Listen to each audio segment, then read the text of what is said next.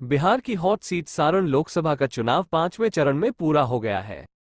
इस सीट पर बीजेपी के राजीव प्रताप रूडी और आरजेडी से लालू प्रसाद यादव की बेटी रोहिणी आचार्य ने चुनावी ताल ठोकी है। रोहिणी आचार्य ने चुनाव प्रचार के आखिरी दिन तक खूब पसीना बहाया था।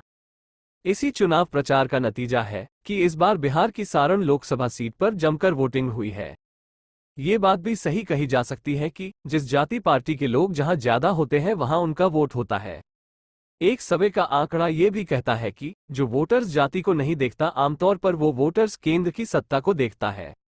बात करें बीजेपी के मौजूदा सांसद की तो राजीव प्रताप रूडी 4 बार के सांसद हैं। तो वहीं रोहिणी आचार्य पार्टी और परिवार की विरासत को बचाने के लिए चुनाव लड़ रही हैं। अपने भाषणों में भी रोहिणी आचार्य इस बात का कई बार कह चुकी हैं कि मुझे जिताए, क्योंकि ये पापा की कर्मभूमि रही है। जैसे उन्होंने काम किए वैसे ही आपकी बेटी रोहिणी आचार्य भी करेगी। सारण लोकसभा पर वोटिंग प्रतिशत की बात करें तो यहां पर 54.50% वोटिंग हुई है। बढ़ी हुई वोटिंग प्रतिशत को आरजेडी अपनी जीत मान रही है, क्योंकि ग्राउंड की अगर बात करें तो सारण की जनता बीजेपी प्रत्याशी राजीव प्रताप रूडी से काफी नाराज बताई जा रही है।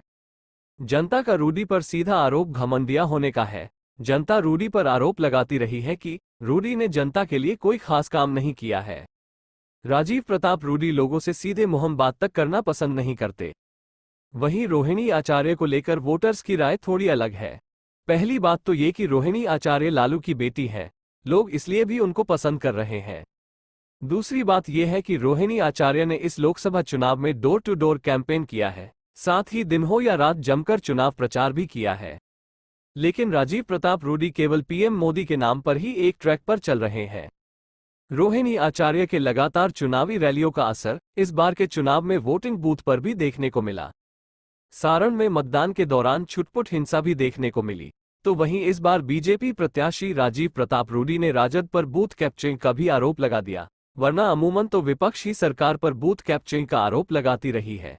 इसका एक मतलब ये तो नहीं कि राजीव प्रताप रूडी को आभास हो गया है कि इस बार सारण से उनका पत्ता कटने वाला है। खैर, वोटिंग प्रतिशत तो राजद की ओर इशारा कर रही है, लेकिन असली पत्ते तो 4 जून को खुलेंगे, जब मतदाताओं द्वारा डाले गए वोट का पिटारा खुलेगा।